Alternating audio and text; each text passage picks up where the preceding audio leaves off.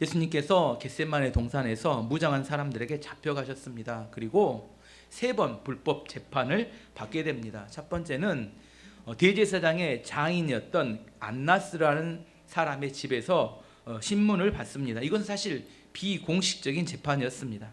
안나스는 자기 사위를 대제사장으로 앉혀놓고 실제로 실권을 장악했던 사람으로 예수님을 잡아서 십자가에 못 박는데 모든 음모를 주동했던 주동자가 안나스였습니다. 그래서 처음으로 잡아갔던 집이 안나스의 집이었습니다.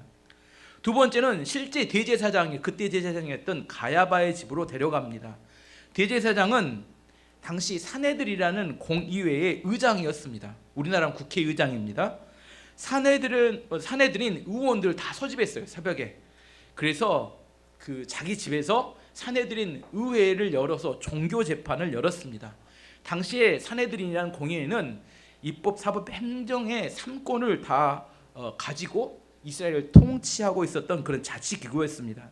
어쨌든 그 사내들인 재판에서 최종 판결은 무엇이 났냐면 예수님을 신성모독으로 사형에 언도합니다.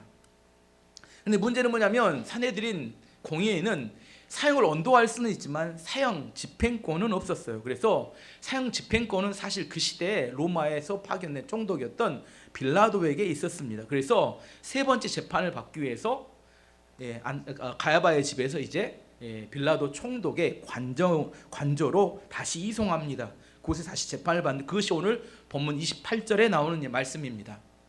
그들이 예수를 가야바의 대제사장의 집에서 관정은 빌라도의 관정으로 끌고 가니 새벽이라 그들은 더럽힘을 받지 아니하고 유월절 잔치를 먹고자 하여 관정에 들어가지 아니하더라. 재미있는 사실은 유대인들이 유월절을 지키기 위해서, 그날이 금요일이었거든요. 유월절을 지키기 위해서 빌라도 총독의 관저에 들어가지 않았다는 겁니다. 이게 넌센스고 코미디입니다. 무슨 말이냐면 유월절 절기를 어떤 사람이 지키냐면 자기를 거룩하게 지키는 사람이 지키는 겁니다. 그런데 이방인의 관저에는 들어가지 않으면서 그날 누구를 죽이려고 해요?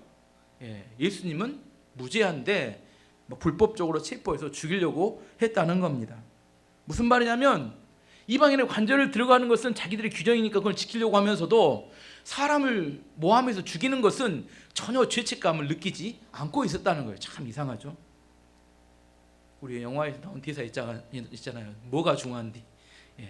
신앙생활에 뭐가 중요한디? 사람을 죽이는 데는 죄책감이 없고 자기 규정 하나 정해놓은 거 유월절을 지키려면 이방인의 관저에 들어가지 않는 것은 너무너무 중요하게 여기고 있다는 겁니다. 이게 가짜 종교의 특징입니다. 신앙이 아니에요. 믿음이 아니라 가짜들은 중요한 것을 중요하게 생각하지 않아요. 죽이는 것은, 살인은 죄책감이 없는데 이방인의 관저에 들어가는 것은 두려워한다는 겁니다. 어쨌든 빌라도는 그 당시 로마에서 파견된 총독이었고 예수님은 그 당시 이스라엘과 예루살렘에 아주 빅뉴스, 유명한 뉴스였기 때문에 아마 빌라도 총독은 다양한 루트를 통해서 예수님에 대한 소식을 아마 듣고 있었을 거라고 생각합니다. 아마 자기도 정보원들이 있어서 유대의 종교 지도자들이 지금 예수님을 어떻게 처리하는지를 시시각각 계속해서 정보를 아마 이렇게 보고를 받고 있었을 겁니다.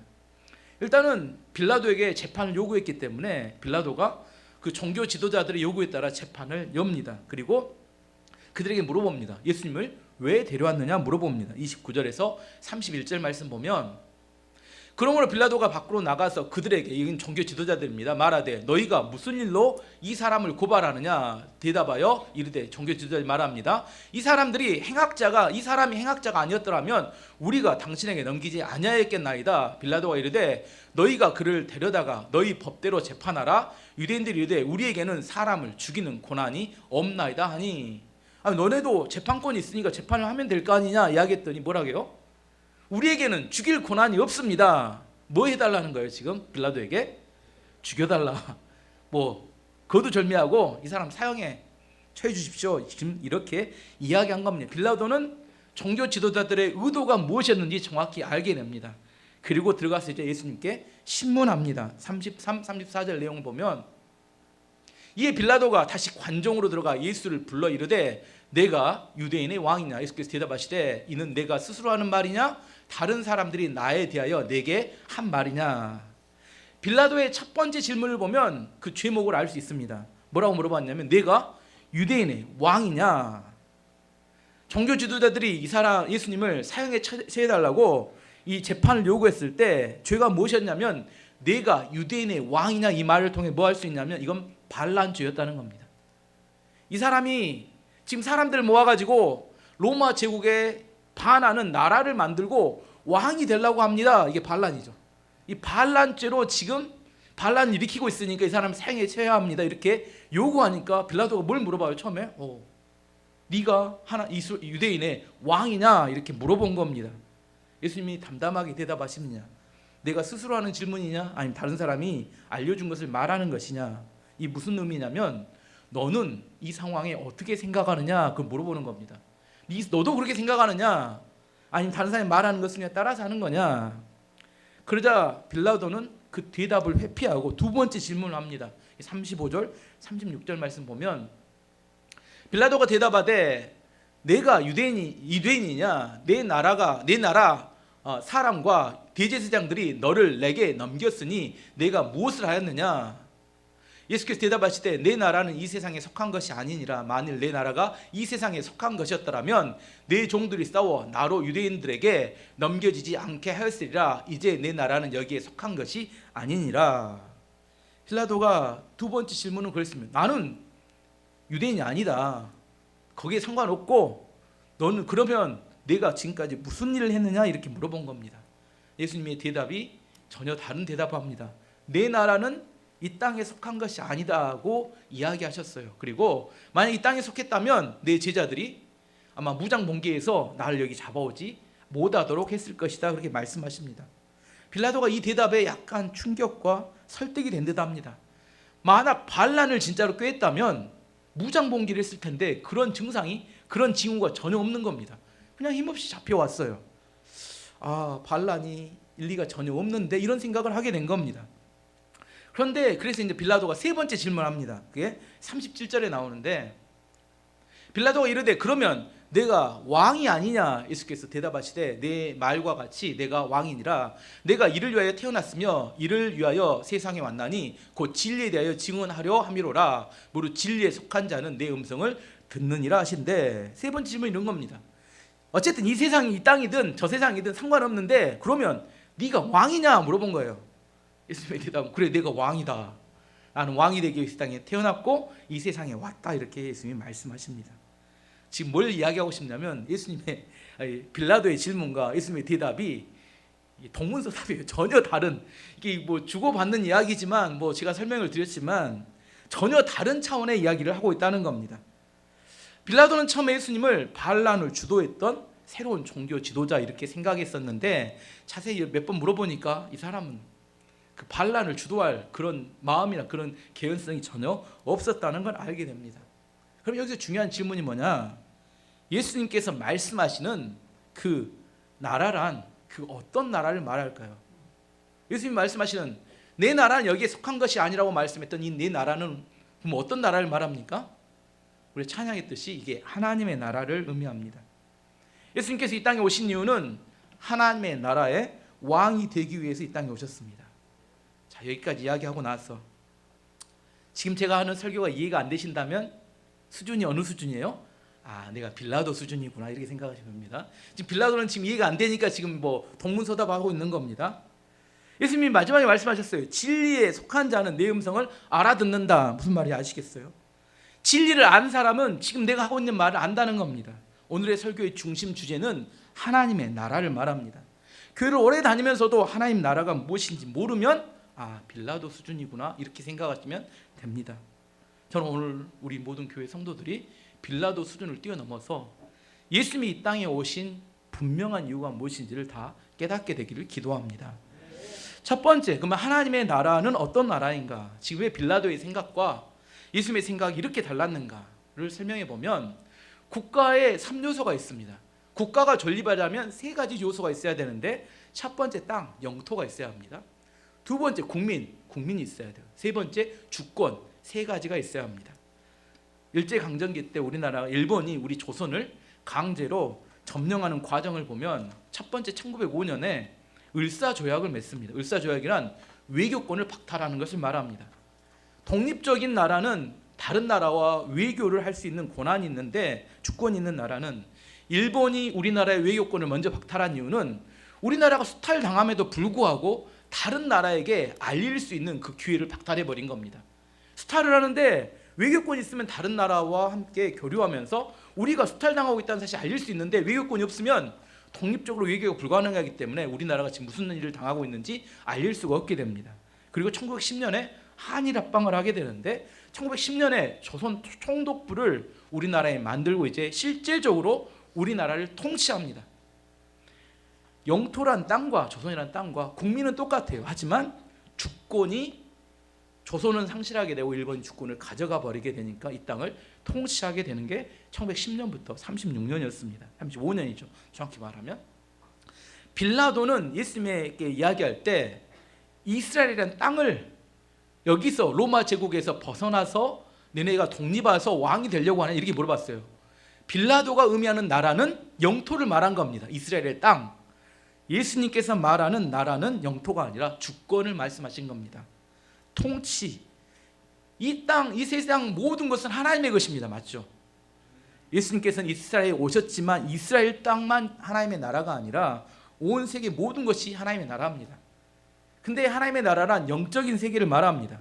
하나님이 지배하고 다스리시는 그 영역까지가 하나님의 나라입니다. 좀 더 구체적으로 설명해 보면 누가복음 17장 20절 21절 말씀 보면, 바리새인들이 하나님의 나라가 어느 때 임하나이까 묻거늘 예수께서 대답하여 이르시되 하나님의 나라는 볼 수 있게 임하는 것이 아니요 또 여기 있다 저기 있다고 못하리니 하나님의 나라는 너희 안에 있느니라. 하나님의 나라는 볼 수 있는 게 아니라고 예수님이 말씀하셨어요. 그리고 보지 못하는 것을 하나님의 다스리는 그 나라를 말한다고 말합니다. 물론 예수님이 재림하시고 종말의 때에는 실제 장소적인 천국이 실제로 임합니다. 완성된 천국이. 하지만 그 이전 지금까지는 우리의 마음속에 천국이 임하여 경험될 수 있다고 성경은 말합니다. 하나님이 임재하시고 통치하시는 그곳에 하나님의 나라가 됩니다. 이렇게 이야기해도 알쏭달쏭합니다. 좀 더 구체적으로 설명을 해보면 로마서 14장 17절이 하나님의 나라에 대해서 이렇게 설명합니다. 로마서 14장 17절, 하나님의 나라는 먹는 것과 마시는 것이 아니요 오직 성령 안에 있는 의와 평강과 희락이니라. 하나님의 통치가 임하면 나타나는 세 가지 변화가 나타나는데, 의로움이 회복되고 그 다음에 평강이 임하게 되고 희락이 나타나게 됩니다. 하나씩 설명해 보겠습니다. 의는 제가 여러 차례 설명했어요. 의에 대한 헬라어는 좀 잊어버려도 됩니다. 디카이오스인데 원래 원어의 의미는 뭐냐면 올바른 관계를 의미합니다. 의롭다는 것은 올바른 관계에 있다는 것을 의미합니다. 올바른 관계, 좋은 관계에 있다. 성경에 나오는 의는 세 가지로 표현됩니다. 첫 번째는 공의, 두 번째는 정의, 세 번째는 정직. 이게 다 의예요. 공의는 하나님과 인간 사이에서 올바른 관계가 세워지면 이걸 공의라고 합니다. 이 공의가 세워진 다음에 사람과 사람과의 관계, 사회적으로 올바른 관계가 세워진 것을 정의라고 합니다. 그리고 나와 나 자신과의 관계에서 의로워지면 정직이라고 해요. 내가 정직하다는 것은 나와 내 자신이 올바른 관계에 있다는 것을 의미합니다. 그래서 공의, 정의, 정직을 성경에서는 의라고 이야기합니다. 그래서 우리가 의롭게 되었다는 것은 하나님과의 관계에서 의로운 관계, 올바른 관계에서 출발해서 그 관계로부터 이제 이웃과의 관계에서 올바른 관계에 세워지고 그 다음에 내 자신과의 관계에서 올바른 관계가 만들어지는 것을 의미합니다. 이걸 의로워졌다고 이야기합니다. 그러면 사람이 어떻게 의로워질 수 있을까요? 인간이 의로울까요? 인간은 의롭지 않습니다. 인간은 근본적으로 죄인입니다. 죄에 대한 열망이 가득한 게 인간의 모습입니다. 사람은 기회만 있으면 죄를 지으려고 해요. 그럼 어떻게 사람은 의로워질 수 있을까? 어떻게 의로워질 수 있어요? 우리를 죄에서 구원하러 오신 분이 계십니다. 그게 바로 예수님이시죠. 예수님이 우리를 위해서 십자가에 죽으심으로, 예수님을 믿음으로 우리는 의롭게 되어집니다. 그것을 이야기하는 게 갈라디아서 2장 16절 말씀이 그걸 말합니다. 사람이 의롭게 되는 것은 율법의 행위로 말미암음이 아니요 오직 예수 그리스도를 믿음으로 말미암는 줄 알므로 우리도 그리스도 예수를 믿나니 이는 우리가 율법의 행위로서가 아니고 그리스도를 믿음으로써 의롭다함을 얻으려 함이라. 율법의 행위로서는 의롭다함을 얻을 육체가 없느니라. 아멘. 우리는 예수님을 통하여 하나님께 나아갈 수 있고 하나님과 올바른 관계, 좋은 관계를 맺게 됩니다. 우리는 예수님을 통하여 다른 이웃과 관계할 때 올바른 관계를 맺을 수 있게 됩니다. 우리 예수님을 통하여 내 자신과의 관계에서도 정직할 수 있게 됩니다. 그렇지 않으면 사람은 대부분 거짓과 위선으로 자신을 포장해서 의로운 척하면서 살아갑니다. 예수님을 통하지 않고 결코 천국을 경험할 수 없게 됩니다. 천국의 첫 번째 특징은 의로움인데 예수님을 통해서 우리가 이 의로움이 우리 삶에서 경험될 수 있습니다. 두 번째는 평강입니다. 평강은 샬롬 이야기예요. 샬롬. 죄인된 인간은 결코 평안할 수 없습니다. 항상 두려움과 불안 속에 살아갑니다. 죄된 결과로 불안과 두려움 때문에 사람들은 높은 담을 칩니다. 집이 좋을수록 높은 담을 치죠. 그리고 자신을 보호하려고 몸부림칩니다. 하지만 좋은 보험을 든다고 해서 병에 걸리지 않는 거 아닙니다. 좋은 자동차를 산다고 해서 사고가 나지 않는 거 아닙니다. 좋은 침대를 산다고 해서 잠을 잘 자는 거 아닙니다. 끊임없이 밀려오는 걱정과 두려움을 이길 수 있는 비결은 하나님께서 우리를 보호해 주시겠다는 약속을 붙들고 있는 그 사람이 편안할 수 있습니다. 로마서 5장 1절 말씀 보면 그러므로 우리가 믿음으로 의롭다 하심을 받았으니 우리 주 예수 그리스도로 말미암아 하나님과 화평을 누리자. 하나님과의 관계에서 의로워진 사람은 하나님께 죄의 용서함을 받고 하나님의 보호하심 아래서 이제 하나님 안에서 안식과 평안을 누릴 수 있게 됩니다. 사람이 주는 것으로는 절대 평안할 수 없습니다. 하나님이 주시는 평안과 안식이 있어야 진짜 평안할 수 있습니다. 마태복음 11장 28절이 우리에게 이렇게 말합니다. 수고하고 무거운 짐진 자들아 다 내게로 오라. 내가 너희를 쉬게 하리라. 예수님의 약속의 말씀입니다. 이 땅에서 불안과 두려움에 사로잡힌 사람들에게 안식과 평안을 주기 위해서 예수님이 이 땅에 오셨고 마귀에 속아서 불안과 두려움 속에 자지 못하고 잠자지 못하는 사람들에게 오늘도 예수님이 말씀하십니다. 수고하고 무거운 짐진 자들아 다 내게로 오라. 내가 너희를 쉬게 하리라. 오늘 예수 그리스도로부터 오는 평안과 안식이 오늘 모든 교회 성도님들에게 임하는 은혜가 있기를 기도합니다. 세 번째는 희락입니다. 천국의 세 번째 특징은 하나님과 올바른 관계에 있게 되고 내 마음에 평안이 있게 되면 자연스럽게 나타나는 반응이 기쁨입니다. 기쁨과 반대되는 개념이 쾌락입니다. 쾌락은 자신의 욕망을 채울 때 생겨나는 즐거움입니다. 쾌락에도 즐거움이 있어요. 욕망을 채울 때 생겨나는 게. 하지만 이 쾌락은 바닷물과 똑같아요. 마시면 마실수록 더 강한 자극적인 것을 원합니다. 그래서 쾌락을 추구하는 사람은 마지막 점점 더 많은 쾌락을 얻기 위해서 결국은 도박, 마약, 동성애 같은 변태적인 삶을 추구할 수밖에 없습니다. 반면 기쁨은 하나님과의 올바른 관계 안에 있을 때 내면에서 자연스럽게 나오는 즐거움을 말합니다. 강한 자극이 필요한 게 아니라 하나님과 관계 안에서 예배할 때, 하나님과 관계 안에서 말씀을 읽을 때, 하나님과 관계 안에서 기도할 때 하나님과 함께하기 때문에 생겨나는 내 마음속에 흘러나오는 즐거움을 이걸 기쁨이라고 이야기하면 희락이라고 합니다. 시원한 생수와 같은 겁니다. 그거 마시면 내 온몸에 자극적이진 않아요. 하지만 내 온몸에 건강해지는 그런 시원함이 즐거움이 생깁니다. 성경이 이렇게 이야기합니다. 로마서 5장 3절 4절에는 다만 이뿐 아니라 우리가 환난 중에도 즐거워하나니 이는 환난은 인내를 인내는 연단은 소망을 이루는 줄 알미로다. 기쁨이 얼마나 더하면 환난이 있는데 환난이 있으면 기쁘지 않죠. 힘듭니다. 근데 환난 중에도 기뻐할 수 있다고 이야기합니다. 왜? 어떻게 이게 가능하냐? 환난과 고난이 있는데 그게 우리 인내를 성장시킨다는 거예요. 인내가 우리를 연단하고 훈련한다는 겁니다. 이 훈련받고 연단되다 보면 나중에 뭐가 이루어져요? 내 소망이 이루어진다는 겁니다. 마지막에. 여러분 소망을 이루기를 원하시죠? 근데 소망을 이루는 방법은 하나님 뭘 주신다고요? 환난을 주신다는 거예요. 환난에 시작한 게 소망을 이룬다는 거예요. 환난이 왔어요. 근데 이 환난이 내 소망을 이루게 만든다면 이 환난이 좋은 겁니까? 나쁜 겁니까?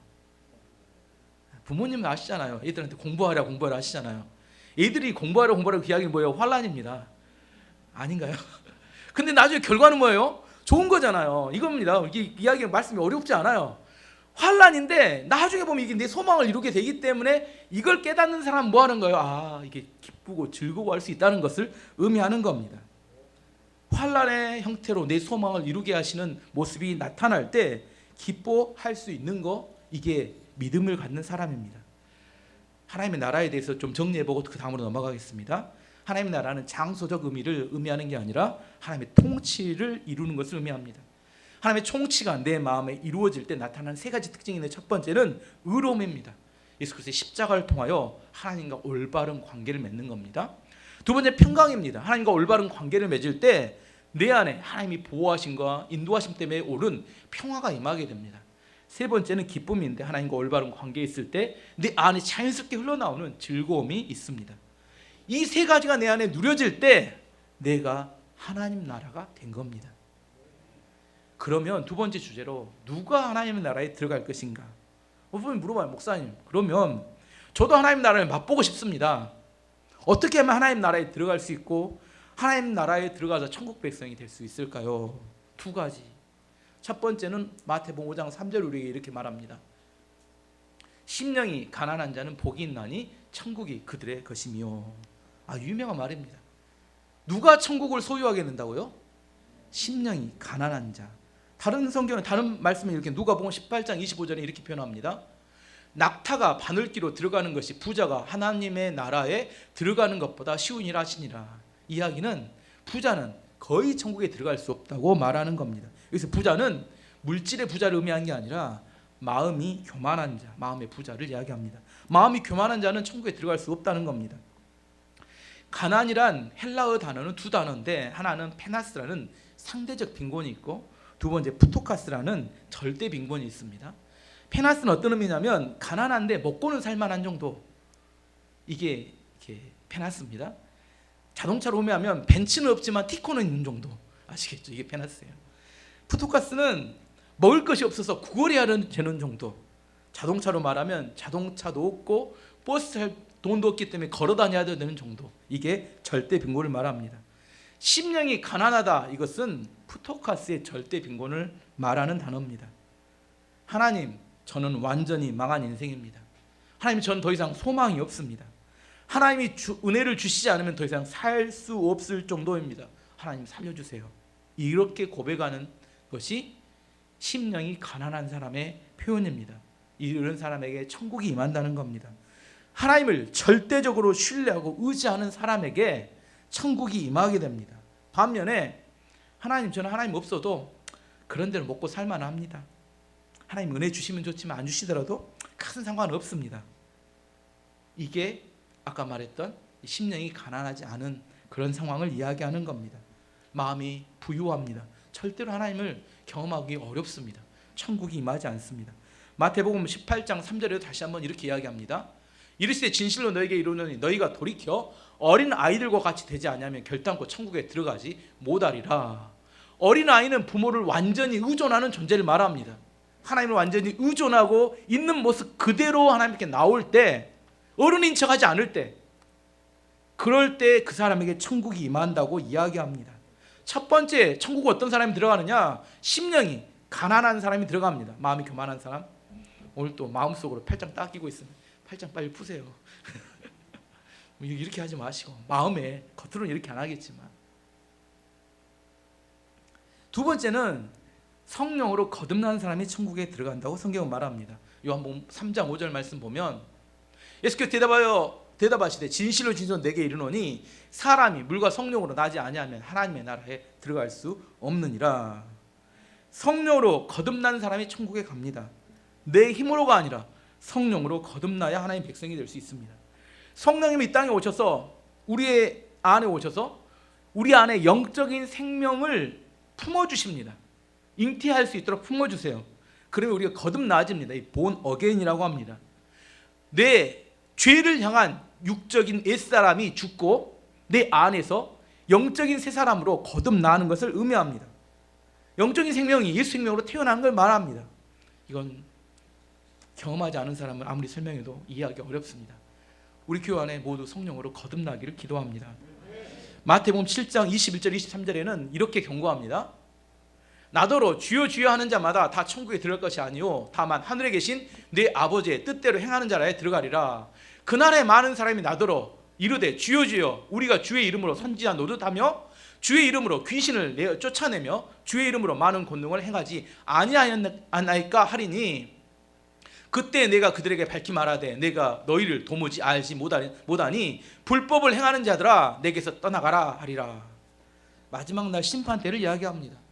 주님 주님 우리가 살아있을 때 주님의 이름으로 선지자 노릇도 했고 귀신도 쫓아냈고 권능도 행했습니다. 이렇게 이야기하면서 하나님과 친한 척 한다는 거예요. 예수님이 뭐라 합니다. 나는 너희들 도무지 모른다 불법을 행하는 자들아. 이 말씀 주변에 뭐라고 나오냐면 하나님이 그 열매를 가지고 그 나무를 알지니 이렇게 말씀하십니다. 그들이 맺는 열매를 통해서 그들이 어디에 사단에 심어진 나무인지 하나님께 심어진 나무인지를 구분할 수 있다고 합니다. 그러면 그 열매는 뭘까요? 의와 평강과 희락을 의미합니다. 내 안에 천국이 임하면 당연히 맺어지는 열매는 의와 평강과 희락이 맺어지게 됩니다. 근데 그 모습이 나타나지 않고 시기 질투, 이렇게 살인, 음모, 이런 것이 나타나면 뭐예요? 그 안에 천국이 있는 게 하나님이 있는 게 아닙니다. 선지자 노릇하고 귀신 쫓아내고 영적인 거 했을까는 잘 모르겠어요. 하는 척만 했을지 모르겠지만 이런 말하는 게 중요하지 않는다는 겁니다. 그 사람 안에 나타나는 열매를 통해서 그 나무의 뿌리를 알 수 있다고 성경은 말합니다. 주여 주여 한다고 천국에 오지 못한다고 성경은 말합니다. 누가 천국에 갈 수 있느냐? 첫 번째는 심령이 가난한 자, 두 번째는 성령으로 거듭난 사람이 갈 수 있다고 말합니다. 마지막 세 번째는 그러면 천국은 어떤 특성을 가지고 있는 특성 한 가지만 살펴보려고 합니다. 천국의 특성 중에 하나는 성장합니다.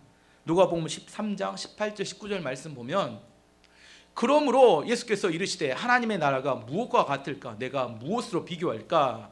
마치 사람이 자기 채소밭에 갖다 심은 겨자씨 한 알 같으니 자라 나무가 되어 공중의 새들이 그 가지에 깃들였느니라. 천국은 처음에는 겨자씨 한 알 같이 아주 작다는 거예요. 겨자씨를 실제 보면 딱 점 찍어 놓는 거, 볼펜으로 점 딱 찍어 놓으면 그 겨자씨 크기입니다. 아주 작아요. 근데 이것이 나중에 성장하다 보면 3m, 5m가 되어서 그 나무에 새들이 쉴 수 있는 그런 나무처럼 자란다는 겁니다. 천국은 이와 같이 성장한다는 걸 의미합니다. 천국은 하나님의 말씀이 떨어질 때부터 시작됩니다. 하나님의 말씀이 우리 마음에 떨어지면 처음에 있는지 없는지도 잘 몰라요. 근데 알지 못하는 사람이 자라기 시작합니다. 점점 자라서 큰 나무가 되면 그 나무 아래, 천국의 영향력 있는 나무 아래 사람들이 모이게 되고 쉼을 얻고 의와 평강과 희락을 함께 누리면서 천국이 성장하고 자라게 된다는 의미입니다. 주기도문에 이 중에 이런 기도 제목이 있어요. 마태복음 6장 10절 말씀 보면 주기도문에 나라가 임하시오. 나라는 무슨 나라일까요? 하나님의 나라가 임하시오며 뜻이 하늘에서 이루어진 것 같이 땅에서도 이루어지이다. 하나님 나라가 이 땅에 이루어지기를 기도하는 예수님의 주기도문입니다. 하나님 나라가 임한다는 것을 해석을 어떻게 했냐면 하나님의 뜻이 이 땅에 이루어지는 게 하나님의 나라가 이 땅에 임한다. 지구촌교회 원로 목사님 이동원 목사님의 간증입니다. 자신이 미국에도 지구촌교회가 있는데 그곳에서 한 가정을 신방에 되었는데 신방할 때마다 마음에 부담이 있었다고 합니다. 왜냐하면 그 집에는 남편 집사님이 전신 근육이 마비돼서 점점 근육이 말라가는 불치병을 앓고 있었다고 합니다. 그런데 최근 몇 년 동안은 거의 몸을 움직이지 못해서 가만히 누워있는 채로 있었고 부인과 3명의 딸이 간호를 하고 있었답니다. 이 목사님이 그 집을 신방하고 나서 그 여자 집사님한테 이렇게 이야기했습니다. 얼마나 힘드세요? 이렇게 물어봤답니다. 그랬더니 그 여자 집사님이 의외의 질문 대답을 했다고 합니다. 천국 생활을 연습하고 있습니다. 이렇게 이야기했대요. 그래서 목사님 물어보기를 천국 생활이요? 이렇게 물어봤더니 이라뇨 했더니 목사님께서 천국은 섬기는 곳이라고 하셨잖아요. 이렇게 이야기를 하더래요. 그래서 그 가정에 목사님이 눈을 떠봤더니 그 가정에 누워있는 남자 집사님, 그다음에 간병하는 여자 집사님과 3 딸들의 얼굴 표정이 너무나 환하고 기쁨이 너무나 충만하더라는 겁니다. 그래서 그 가정을 방문할 때마다 무거운 마음으로 갔는데 돌아올 때는 너무 마음에 위로가 되고 기쁨이 충만해져서 돌아왔다고 간증을 하십니다. 어려움과 이런 질병 속에서도 기쁨이 흘러 넘치는 이유가 뭡니까? 천국에 대한 믿음이 있기 때문입니다. 하나님의 나라, 천국이 무엇인지에 대해서 확실히 알고 있기 때문에 그들은 그런 상황에서 흔들리지 않고 있는 겁니다. 여러분의 가정은 어떻습니까? 지금 여러분의 가정은 천국을 향해서 점점점 나아가고 있습니까? 아니면 반대로 지옥을 향해 점점 나아가고 있습니까? 내 안에 경험된 천국, 의와 평강과 희락이 성장해 가면 우리 가정이 천국이 되고, 우리 가정이 천국이 되면 우리 가정을 방문하는 사람들이 천국을 맛볼 수 있게 됩니다. 그리고 그 천국은 점점점 커져간다고 성경은 이야기합니다. 우리나라 대한민국은 우리나라 첫 번째 국회가 시작될 때 하나님 앞에 기도로 시작된 나라입니다. 1948년 5월 31일 제1국회 제1회, 그 당시에 임시 당회장의 의장이었던 이승만 대통령이었죠. 개회사를 하는데 이렇게 개회사를 합니다. 대한민국 독립민주국 제1차 회의를 여기서 열게 된 것을 우리가 하나님께 감사해야 할 것입니다. 종교 사상 무엇을 가지고 있든지 누구나 언어를 당해 가지고 사람의 힘으로만 된 것이라고는 우리가 자랑할 수 없을 것입니다. 그러므로 하나님에게 감사를 드리지 않을 수 없습니다. 나는 먼저 우리가 다 성심으로 일어서서 하나님에게 우리가 감사를 드릴 터인데, 이윤영 의원 나오셔서 간단한 말씀으로 기도를 올려주시기를 바랍니다. 그래서 기도하는 내용, 기도문을 오늘 제가 소개합니다. 기도문을 올려주시면 이윤영 의원이 와서 일동 기립한 다음에 이렇게 기도합니다. 이 우주와 만물을 창조하시고 인간의 역사를 섭리하시는 하나님이시여, 이 민족을 돌아보시고 이 땅에 축복하셔서 감사에 넘치는 오늘이 있게 하심을 주님께 저희들은 성심으로 감사하나이다. 오랜 시일 동안 이 민족의 고통과 호소를 들으시사 정의의 칼을 빼서 일제의 폭력을 굽히시사 하나님은 이제 세계 만방의 양심을 움직이시고 또한 우리 민족의 염원을 들으심으로 이 기쁜 역사적 환희의 날을 이 시간에 우리에게 오게 하심은 하나님의 섭리가 세계 만방에 현시하신 것으로 믿나이다. 하나님이시여, 이로부터 남북이 둘로 갈리어진 이 민족의 어려운 고통과 수치를 신원하여 주시고 우리 민족, 우리 동포가 손을 같이 잡고 웃으며 노래를 부르는 날이 우리 앞에 속히 오기를 기도하나이다. 하나님이시여, 원치 아니한 민생의 도탄은 길면 길수록 이 땅의 악마의 권세가 확대되나 하나님의 거룩하신 영광은 이 땅에 오지 않을 수 없을 줄 저희들은 생각하나이다. 원하건대 우리 조선 독립과 없어요? 그까지가 끝이 아닌데. 조선 독립과 함께 남북 통일을 주시옵고 또한 민생의 복락과 아울러 세계 평화를 허락하여 주시옵소서. 거룩하신 하나님의 뜻에 의지하여 저희들은 성스럽게 택함을 입어 가지고 글자 그대로 민족의 대표가 되었습니다. 그러하오나 우리들의 책임이 중차대한 것을 저희들은 느끼고 우리 자신이 진실로 무력한 것을 생각할 때 지와 인과 용과 모든 덕의 근원 되시는 하나님께 이러한 요소를 저희들이 구하나이다. 이제 이로부터 국회가 성립되어서 우리 민족의 염원이 되는 모든 세계 만방이 주시하고 기다리는 우리의 모든 문제가 원만히 해결되며 또한 이로부터서 우리의 완전한 자주 독립이 이 땅에 오며 자손 만대에 빛나고 푸른 역사를 저희들이 정하는 이 사업을 완수하게 하여 주시옵소서. 하나님이 이 회의를 사회하시는 의장으로부터 모든 우리 의원 일동의 건강을 주셨고 또한 여기 양심의 정의와 위신을 가지고 이 업무를 완수하게 도와주셨기를 기도하나이다. 역사의 첫걸음을 걷는 오늘 우리의 환희와 우리의 감격에 넘치는 이 민족의 기쁨을 다 하나님에게 영광과 감사를 올리나이다. 이 모든 말씀을 주 예수 그리스도 이름을 받들어 기도하나이다. 아멘. 이것이 1948년 우리나라 첫 번째 국회 첫 번째 모임에서 그 시작하는 개회사와 함께 기도로 시작했던 시작을 이야기합니다. 어쩌면 이 기도가 응답되어서 지금의 우리나라에 부강한 나라가 있는지 그런 생각을 해봅니다. 안타까운 것은 점점 이런 기도가 줄어들고 있다는 겁니다. 이 기도의 내용은 요약하면 그런 겁니다. 의와 평강과 희락이 이 민족 가운데 임하기를 원합니다. 예수님의 주기도문하고 똑같습니다. 나라가 임하옵시며 뜻이 하늘에 이룬 것 같이 땅에서도 이루어지기를 기도하는 기도를 의미합니다. 이 기도는 하나님의 나라는 한 개인에게 또 임해야 되고 한 개인에게서 이제 한 가정으로 또 한 이렇게 사회로 한 국가로 성장해 가는 것을 의미한다고 이야기합니다. 어쩌면 우리의 기도 제목이 되어야 합니다. 마태복음 6장 33절에 예수님이 우리에게 이렇게 우리의 약속의 말씀이죠. 그런즉 너희는 먼저 그의 나라와 그의 의를 구하라. 그리하면 이 모든 것을 너희에게 더하시리라. 여기서 그의 나라는 하나님의 나라를 의미합니다. 이야기 첫 번째로 돌아가 보겠습니다. 예수님께서 지금 십자가를 지시기 위해서 신문을 받고 있었습니다. 물어봤습니다. 네가 무슨 일을 하였느냐 빌라도가. 그때 예수님이 내 나라는 이 땅에 속한 것이 아니다. 예수님께서는 왜 십자가에 못 박히려고 가고 있었을까요? 무엇을 위해서? 무엇을 세우기 위해서? 하나님의 나라를 세우기 위해서 가고 있었습니다. 예수님께서는 그의 나라와 그의 의를 구하라에 그 반응에서 십자가를 지러 가신 겁니다. 우리도 마찬가지입니다. 하나님의 나라는 우리의 꿈과 비전입니다. 우리 안에 임하여야 될 하나님의 나라, 그리고 우리 가정과 이 국가와 민족과 열방 가운데 이루어져야 될 것이 우리의 꿈과 비전이 그 하나님의 나라입니다.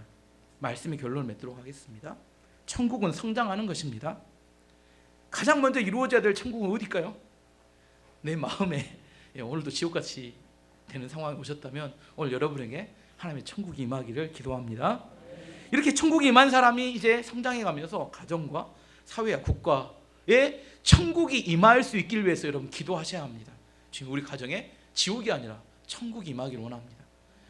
우리가 임하는 교회, 사회와 국가에 이것이 오늘 우리가 기도해야 될 기도 제목이자 하나님의 뜻이자 비전입니다. 저는 오늘 예배드린 여러분의 모든 삶 안에 의와 평강과 희락에 천국이 경험되어지고 누려지는 한 주가 되기를 축원합니다.